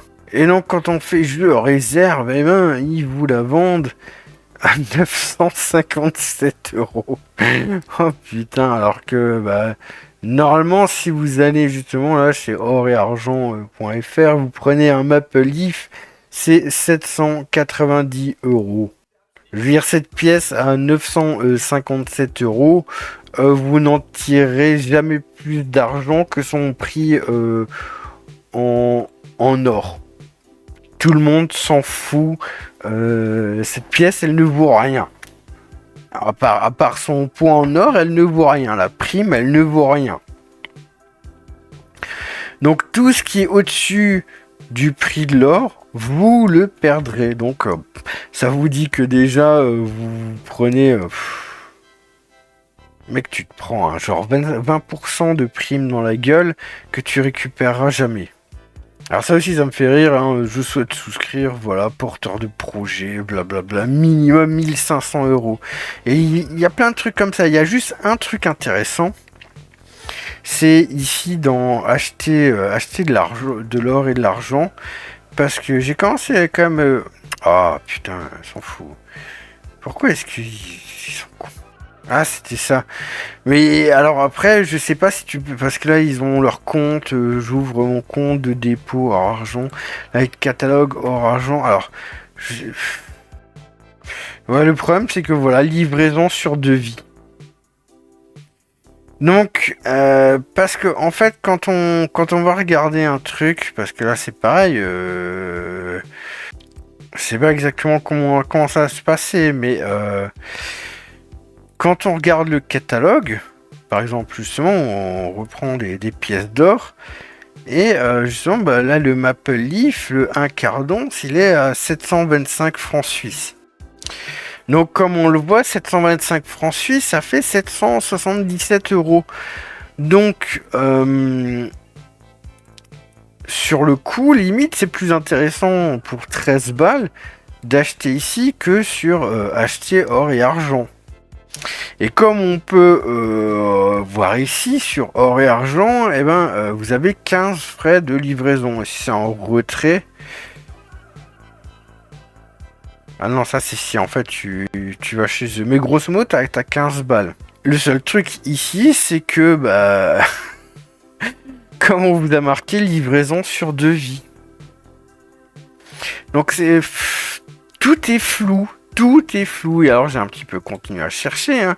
C'est que voilà, donc on a FFL Financière, donc il y a Céline Hugo et Richard Philippe Ruger, hein, mais jusque là il n'y a pas de souci parce que justement voilà, ici c'est voilà chez Fiduciaire Richard Rueg SARL, donc à la limite il n'y a pas de souci. Le Richard, bon, il est dans quand même pas mal de trucs, mais vous pouvez vous prendre une énorme carotte, hein. Moi, je vous dis que... Alors déjà, si tu réserves ton Saint-Michel, tu te fais complètement dépouiller. Et moi, je te dis que ça, son FLX, ça va tomber à la cave. Non, ils ont pas mis mes 60 millions. Bon... Alors, ce qui est intéressant aussi, c'est qu'ils sont chez Infomaniac. On rappelle que la page des dons de TV Liberté est aussi chez Infomaniac. C'est marrant, on retombe toujours les mêmes sur les mêmes trucs, hein, j'ai envie de dire. Mais voilà, retour à la suite de la vidéo. Ensuite, passons à Idriss Aberkan, hein. Est-ce que Idriss Aberkan, il vous a dit dernièrement qu'il avait été condamné en Suisse pour gestion déloyale d'entreprise? Direction Neuchâtel où Idriss Aberkan fait face à la justice. Oui, le conférencier et polémiste français suivi par plus d'1 million de personnes sur YouTube est notamment accusé de gestion déloyale et faux dans les titres pour ses entreprises créées en Suisse. Deborah Solbank, vous avez assisté à l'audience aujourd'hui qui n'est pas terminée. L'homme aurait causé un préjudice de près d'1,5 million de francs. Oui, avec sa start-up G-Bionics fondée à Colombier, Idriss Aberkan développait plusieurs projets tout à fait hétéroclites. Ça va de la cryptographie à la production d'une boisson naturelle en passant par le développement d'un jeu vidéo pour le compte d'une université marocaine. Des projets qui ont tourné court avec la faillite de l'entreprise en 2021. Le ministère public lui reproche principalement d'avoir puisé dans les caisses de l'entreprise pour s'enrichir personnellement, ce qu'il conteste. Les choses ont tourné. Voilà, vous avez compris. Après, il faudra peut-être que je cache des trucs pour éviter de me faire strike. Et donc, bah là, toutes ces entreprises, elles sont tous affiliées à son truc Scandérien. Hein. Et donc, Scandérien, là aussi, te demande du fric, hein, 14,99€ par mois ou 140€ par an. Hein. Et justement, on avait eu une enquête justement de Wild Eye Demon. Peut-être que je la ferai un jour aujourd'hui, où ça vous montre, avec c'est complètement sourcé, que grosso modo toutes ces entreprises, grosso modo, c'est du fake pour piquer du pognon. Et que grosso modo, quand il dit que en Afrique il fait des microcrédits et tout ça, c'est du bidon. Tous ces gens sont bidons. Publication Agora, c'est pareil, j'ai déjà fait plein de vidéos. Ils sont leur fonds propres, ils sont à moins 2 millions. Leur fonds propre, c'est moins 2 millions. Et les mecs, après, vous expliquent comment tu dois gérer ton argent. Et que, oh là là, Bruno Le Maire, il est mauvais, machin chose. Ils sont encore pires. Et puis là, c'est pareil. Dromaille Economy, j'ai déjà fait plein de vidéos sur lui. Et voilà, qui c'est qui vient tout le temps chez lui en ce moment? Philippe Béchat, de Publication Agora. C'est vraiment une association de malfaiteurs, tous ces gens-là. Et donc, quand vous regardez dans les directs, ils vont vous livrer au FMI. Il y a aussi l'autre guignol que j'avais traité, là, des éditions Jean de Portal, qui te vendent du Veracash. Et tous les gens que vous voyez qui passent sur cette chaîne de Droma Economy, pour moi, ce sont tous des arnaqueurs. Je les mets tous dans la même catégorie. Regardez, vous regardez ici, vous avez qui? Vous avez Sylvain Tiget, le pote à Delamarche, qui faisait partie des Incorruptibles avec Béchade. Et puis là, vous avez aussi... alors, je sais qu'il y a des gens qui regardent ma chaîne qui sont en contact avec Mathieu Faraco, là, de Libre et Riche. Mais regardez, il passe aussi chez Droma Economy pour raconter ces conneries du FMI, tu vois. Alors que, comme on a vu, l'histoire du FMI, en fait, ça rend juste le gouvernement. C'est juste de la communication gouvernementale pour faire passer le budget. Et tous ces gens-là, ils font le travail de Macron, en fait. Et je suis désolé, mais alors le Mathieu Faraco, il est là, hein, parce qu'en plus, quand on clique sur la vidéo, qu'est-ce qu'on nous propose à la fin? On nous propose de nouveau les conneries de Jean de Portal. Tous ces gens qui veulent bien vous arnaquer avec l'or et avec Veracash. Et surtout, là, quand on va sur le site de Mathieu Faraco, là, Libre et Riche, hein, où vous propose des déformations, qu'est-ce qu'il vous dit? Oh là là, expert agréé par l'autorité des marchés financiers. Alors ça aussi, c'est la grosse blague de plein de ces gens, c'est que ils ont passé un petit questionnaire en ligne. Maintenant, ils ont l'agrément des marchés financiers, un truc tout bidon, et ils se font passer pour des grands experts, et ils vous proposent que de la merde. En fait, ils veulent juste piquer votre pognon. Je veux dire, à la limite, j'ai rien contre une formation au départ, mais ils sont tous ensemble dans des coups de merde. C'est ça le truc. Et ils vous racontent tous des mensonges du matin au soir pour vous vendre de la merde. Là, expert diplômé d'un master de gestion de patrimoine et machin chose, et d'un déçu de gestion d'actifs et de fortune. Ouh là là. Et donc, qu'est-ce qu'il fout là? Qu'est-ce qu'il fout pour nous parler du FMI? Je veux dire, dans tout ça, il n'y en a aucun qui... Alors, je sais que justement, parce que j'ai mon personnage bavard, le complotard, je suis contre l'argument d'autorité, mais là, moi je me suis jamais prétendu un expert. Eux, ils se prétendent tous des experts, alors qu'en fait, ils sont des experts de rien du tout. Et puis là, souvenez-vous, vous aviez Tom Benoît qui d'abord a commencé à vous parler de la Russie, ensuite il a fait Dubaï avec J'aime pas le sucre. J'adore l'eau. Moi, j'aime pas le sucre. Dans 20-30 ans, il n'y en aura plus. Ça veut dire qu'un mec comme moi, j'ai jamais consommé de sucre. Jamais, jamais, jamais, jamais, jamais, jamais, jamais. J'ai fait passer des tonnes de sucre dans ma vie. Et il y a déjà un truc qui vous dit pas Tom Benoît. Alors par exemple, allez voir la vidéo de Ami Story sur Dubaï. Elle vous montre bien que justement, quand on fait des vidéos Dubaï, eh ben, en fait, il faut avoir un agrément et que justement pour avoir cet agrément, il faut surtout pas critiquer Dubaï. C'est pour ça que justement, il en a dit que du bien. Il a pas critiqué une fois Dubaï. Et puis souvenez-vous que dans la vidéo sur la Russie, alors déjà, je pense que c'est pareil. Et il avait bien dit dans les commentaires. Justement, allez voir ma vidéo. La première vidéo sur Pierre Jovanovic, j'avais commencé par Tom Benoît, toutes les références sont là-dedans. Il avait commencé genre dans les commentaires à dire qu'il était bien dans un hôtel qui était de luxe, qui était juste en face du Kremlin, comme par hasard. Et puis il avait dit un des internautes qui commentait dans la section commentaires, et qu'il avait dit comment est-ce qu'on investit en Russie, et il avait dit on verra ça en temps voulu. Et ça fait plusieurs fois que Tom Benoît il commence à vous parler justement qui proposera des investissements et blablabla.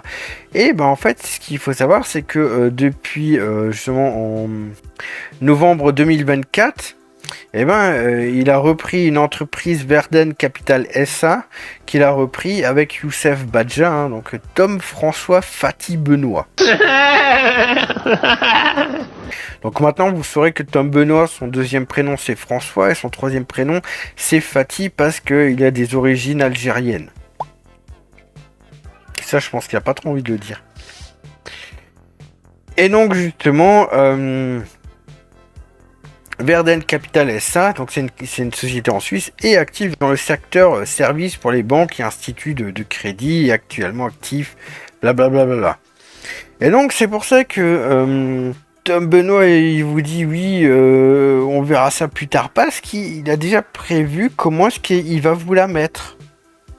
Et quand il vous dit j'ai fait passer des tonnes de sucre, mais alors déjà c'est une blague. Écoute, je crois que la tonne de sucre, si je me trompe pas, elle est quelque chose comme 400 €. Enfin en tout cas, la tonne de sucre elle est en dessous de 500 €. Donc je suis désolé, mais n'importe qui ait un petit peu d'argent, il fait vite pas. T'as 2000 balles, tu achètes 4 tonnes de sucre. Alors moi aussi je peux dire, j'ai fait passer des tonnes de sucre, tu vois. Et en fait, il est surtout à la solde de Youssef Badja, tu vois. D'ailleurs, encore une autre petite aparté par rapport à Tom Benoît, parce que pendant que je faisais le montage, il vient de sortir encore une nouvelle vidéo où il nous parle des stablecoins et de ce qu'a fait Trump. Par contre, il oublie de parler de l'euro-dollar, il oublie aussi de parler de certains problèmes que peuvent poser les stablecoins. C'est toujours tout beau, tout rose, blabla. Et en fait, ce qui est intéressant, parce qu'en fait, je ferai peut-être une fois une vidéo sur les stablecoins, où on parlera un petit peu de tous les problèmes et les défis que les stablecoins ils auront dans le futur. Et là, bizarrement, d'un coup, vous voyez, pour obtenir un rendez-vous privé en visioconférence, le lien est en description. Donc j'ai regardé et tout, et donc c'est ici, et quand on clique... voilà, business meeting, rendez-vous en visioconférence avec Tom Benoît, et il fait payer, et c'est 45 minutes, voilà, et c'est 450 €, il fait payer 10 € la minute. C'est vraiment du foutage de gueule. Et donc justement, souvenez-vous de quand il parlait là de la Russie et qu'il disait en commentaire, oui, quand le mec lui demandait en commentaire comment investir en Russie et qu'il disait oui, on en parlera le temps voulu. Eh ben voilà, c'est ça, c'est devenu ça. Tom Benoît, il fait semblant on a déjà traité le sujet dans des vidéos avec Alexandre Lohmann. Il fait semblant de dire des trucs intelligents alors que plus de la moitié de ce qu'il dit c'est de la merde. Et voilà, donc son truc maintenant, ça a été justement de faire toutes ces vidéos là où il se met vachement en avant comme un businessman pour ensuite vendre son truc à 10 balles la minute. Alors je me dis quand même que le mec il a pas grand chose à faire de sa vie, hein, parce que je suis sûr qu'il y a plein de pigeons qui vont acheter ce truc là. Je veux dire, ça veut dire quoi, business meeting, rendez-vous en vidéoconférence avec Tom Benoît. Je veux dire, ça veut rien dire du tout. Genre maintenant il est conseiller en investissement, je sais pas, c'est nouveau. Alors ok, il a son truc Verden Capital, mais je veux dire, ça veut rien dire du tout. Et je veux dire, il a pas assez de boulot comme ça, je veux dire, pour moi, il fait rien de sa vie pour pouvoir proposer des rendez-vous de 45 minutes, tu vois ce que je veux dire. Imaginons qu'il y ait 100 personnes qui veulent, c'est possible, tu vois. Mec, il va les caser où ces 100 fois 45 minutes c'est-à-dire qu'on va avoir je veux dire, si le mec il bosse vraiment, on va avoir son business meeting en 2027 ou ça se passe comment? Tu vois ce que je veux dire? Pour moi, il y a un gros décalage là. Alors, j'ai pas regardé si ici il y avait déjà dans la description sa merde. Non, en fait, il vient juste de le sortir. Bref, voilà, enfin, je veux dire, il n'y a pas un jour où il n'y a pas quelque chose qui sort concernant la dissidence pour essayer de plumer les gens. C'est incroyable. Alors c'est marrant, hein, il en parle toujours pas là de son Verden Capital SA hein, sur LinkedIn. Enfin, j'ai envie de vous dire, rappelez-vous de ça, hein, mention légale de Géostratégie Magazine, TBE Productions, société par action simplifiée au capital de 100 €. Et après, le mec, il veut vous vendre des visioconférences à 450 € pour 45 minutes. Je sais pas, si vous voyez pas le problème, moi je peux rien pour vous. Hein. Et je veux dire, pour que dans les mentions légales, laisser directeur de publication... avec des trucs comme ça, je suis désolé, il est fait avec le cul son site. Hein. Mais donc vous voyez, il n'y en a pas un de potable. Il faut arrêter les gens là, qui les regardent et qui regardent ma vidéo, qui regardent encore ma vidéo. Arrêtez. Il ne faut plus donner le moindre crédit à ces gens-là. Ils vous mentent du matin au soir pour vous piquer votre pognon. Et là, les derniers temps, ils sont tous donné le mot pour dire qu'oh là là, ils sont en danger et qu'il faut leur donner du pognon. Arrêtez de les regarder, arrêtez de donner du pognon. Bon les gars, alors que ça s'arrête jamais. Hein. Tous les jours en ce moment, il y a quelqu'un d'autre qui se plaint là dans les médias alternatifs.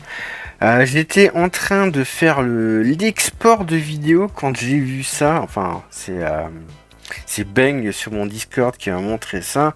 J'ai jeté un coup d'œil et on a Marc Touati avec sa tête de pause caca là.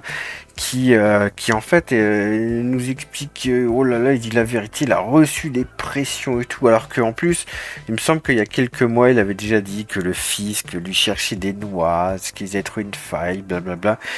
Et voilà, donc juste une pression assez importante. Je suis pas suicidaire, j'ai aucunement l'intention de me suicider. Dire, ils se sont tous donné le mot. Et alors en plus le truc le plus drôle c'est que alors maintenant il a son nouveau t-shirt machin chose, donc je suis allé voir et son t-shirt il le vend 25 € plus 7 € de livraison, 32 balles. Je sais pas, vous imaginez un petit peu, c'est n'importe quoi. Bref, voilà. Bref, sur ce, hein, moi je vais m'arrêter ici, hein. Je vous souhaite une bonne journée, une bonne soirée et je vous dis à très bientôt. Ciao.